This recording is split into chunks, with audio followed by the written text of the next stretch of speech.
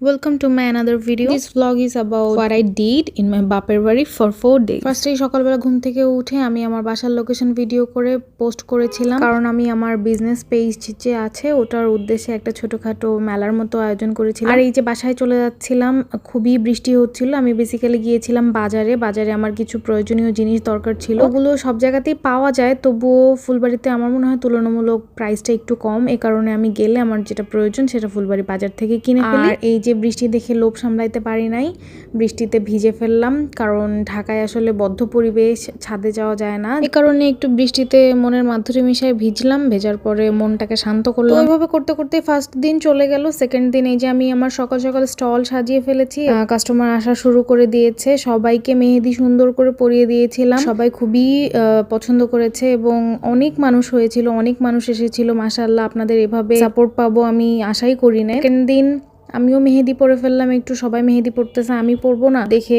লোভ সামলাইতে পারি না, আমিও মেহেদি পরলাম। তারপরে সেদিন সন্ধ্যাবেলা কেউ আসে নাই, এই কারণে আমরা গেছিলাম ফুচকা খেতে। সুন্দর করে রেডি হয়ে আমি খুব এক্সাইটেড হয়ে ফুচকা খেতে গেছিলাম, কারণ এই ফুচকাটা আমি আগে প্রায়ই খাইতাম, এখন ফুলবাড়ি যাওয়া হয় না, খাওয়াও হয় না। তো এই কাকুর ফুচকা কারা কারা পছন্দ করেন আমাকে জানাবেন অবশ্যই। সেদিনের ফুচকা ট্রিটটা ছিল আমার তরফ থেকে। আর আমি গিয়েছিলাম আমার দুই ভাইয়ের সাথে, আর আমার যে ছোট ভাই সেই ভাইয়ের ফ্রেন্ডদের সাথেই বেশি ঘোরা হয় আমার, কারণ আমি বেশ কয়েক বছর ধরে ওদের সাথে ঘুরতেই ইউজ টু। আমার বাসা থেকে আমার ভাইয়ের সাথেই বেশিরভাগ সময় ঘুরতে দেয় আমাকে। আর এই কাকুর টকটা এত জোস, আমার খুবই ভালো লাগে। আমি খাওয়া শেষ করে এক বাটি এরকম টক নিয়ে পুরো টকটা খেয়ে ফেলি, না হলে আমার শান্তিই হয় না। এরপর কিছুক্ষণ ঘুরে বাসায় চলে যাই। আর এটা হচ্ছে আমার লাস্ট দিন ফেয়ারের ফুটেজ কিছু।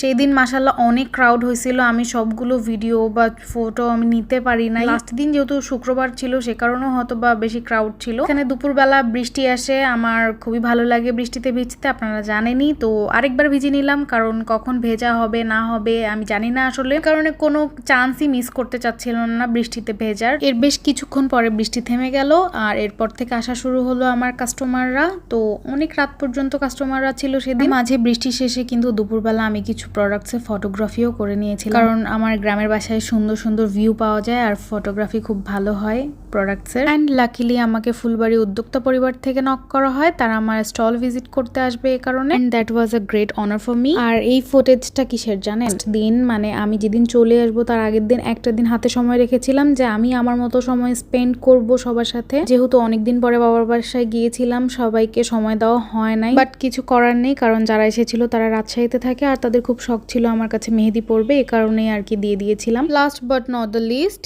এটা সন্ধ্যাবেলা আমার চাচিকে মেহেদি পরিয়ে দিয়েছিলাম। তার খুব শখ ছিল আমার কাছে মেহেদি পরবে, আর তার একটা বিয়ের ফাংশনও ছিল, সেখানে বেড়াতে যাবে, এই কারণে মেহেদি পরে নিয়েছিল আমার কাছ থেকে। এরপরে ফাইনালি একটু ঘুরতে বের হলাম।